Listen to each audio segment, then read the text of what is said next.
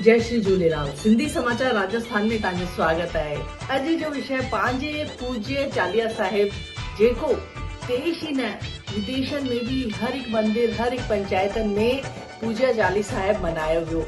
उहो भी ॾाढे ही धूमधाम सां हर जगह ते हर किते हर पंचायत में हर मंदिर झूलेलाल साईं में सभिनि पंहिंजी पंहिंजी श्रद्धा भक्ति चालीहा साहिब में पूरी जी जान लगाए करे चवंदा आहिनि ईश्वर खे आराध्यो ध्यान कयो। ऐं चालीहा साहिब महोत्सव 2025 25 अगस्त जो Jodhpur Chopasni housing board T पुलिया में ॾाढे ही धूमधाम सां मनायो वियो, जंहिंजो समापन करण लाइ असांजा साईं भरूच जा गादीपति जेके आसीन आहिनि झूलेलाल साईं जे मंदिर में भरूच जा जेके साईं उन्हनि अची करे इन प्रोग्राम जो समापन कयो।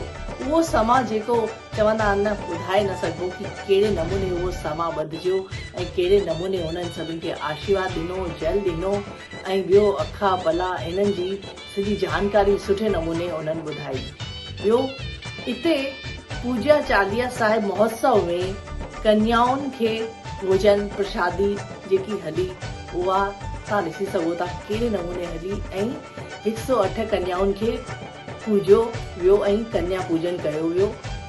ॿारनि खे हिते जणिया पाया विया जेके अलॻि अलॻि जॻह तां आया, को बाड़मेर मां आयो, को जैसलमेर मां आयो, को किथां आयो केतिरनि ॿारनि खे सुठे नमूने जणिया पाराया विया। चवंदा आहिनि इहो तमामु ई वॾो ऐं पूजनीय कार्य आहे जेको हिते पूज्य चालीहा साहिब में इहे कार्यक्रम कया विया।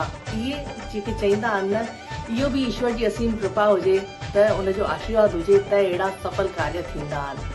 ऐं पंहिंजा साईं अची करे इनजो जेको समा ॿधियो समापन कयो ऐं पंहिंजा जेके अखे जी महिमा ॿुधाइनि कि अखो पाण छो कंदा आहियूं इनजी महिमाऊं ऐं पंहिंजे झूलेलाल साईं खे पाण छो ध्यायूं, उन्हनि कहिड़ा तप कया, पंहिंजे जेके वॾनि तप कया ऐं कीअं पंहिंजी अची रक्षा कयनि, अहिड़ी घणेई अद्भुत जानकारियूं ॾिननि। इहे चवंदा आहिनि इहा बि आसीस हुजे त ही उन्हनि जा चरण इन्हनि जा चरण गुरुनि जा चरण पंहिंजी धरा ते पवंदा आहिनि त असांजी धरा जोधपुर भी पवित्र पावन थी वई कि अहिड़ा साईं जेके भरूच जा पदासीन आहिनि जेके हींअर उहे जोधपुर शहर आया ऐं सभिनि उन्हनि जो आशीर्वाद वरितो त चवंदा आहिनि धन्य थी विया उहे भक्तगण भी कि उन्हनि जो आशीर्वाद पाए करे।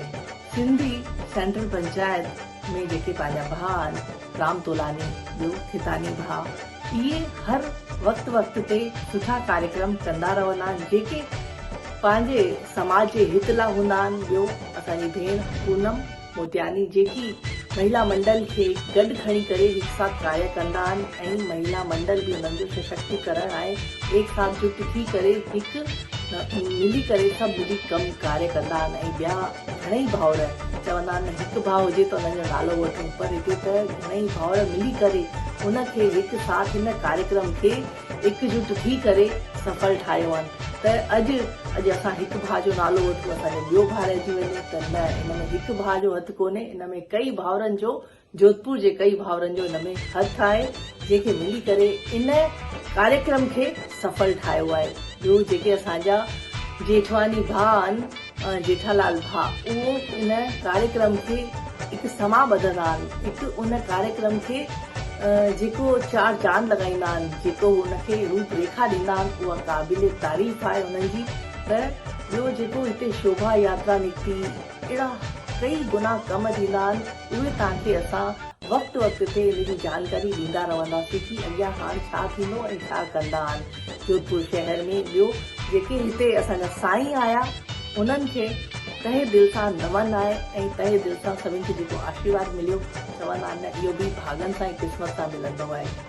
पूज्य सिंधी सेंट्रल पंचायत में जेके नामदेव महल में कार्यक्रम थियो उहे चवंदा आहिनि न उनजी झलकियूं असां तव्हांखे ॾेखारियूं आहिनि। इन में पंहिंजे साईं अखा पला ऐं जेके कन्या भोजन जणिया तरह तरह जा प्रोग्राम जेके थिया उनजी झलकियूं ॾिठियूं।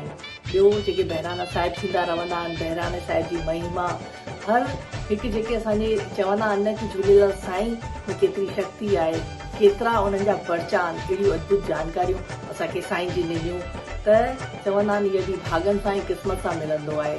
ऐं इन्हनि तरह तरह जो जेको असां सभिनि खे चवंदा न असां धन्य थी वियासीं, असांजी धरती धन्य थी वई कि असांजा साईं असांजे शहर आया ऐं असां सभिनी जो आशीर्वाद पातोसीं। त अहिड़ा कार्यक्रम अॻियां बि थींदा रहंदा, उनजी जानकारी असां तव्हांखे वक़्तु वक़्तु ते ॾींदा रहंदासीं। त चालीह साहिब जी तव्हां सभिनि खे लख लख करोड़ करोड़ वाधायूं हुजनि। जय श्री झूलेलाल।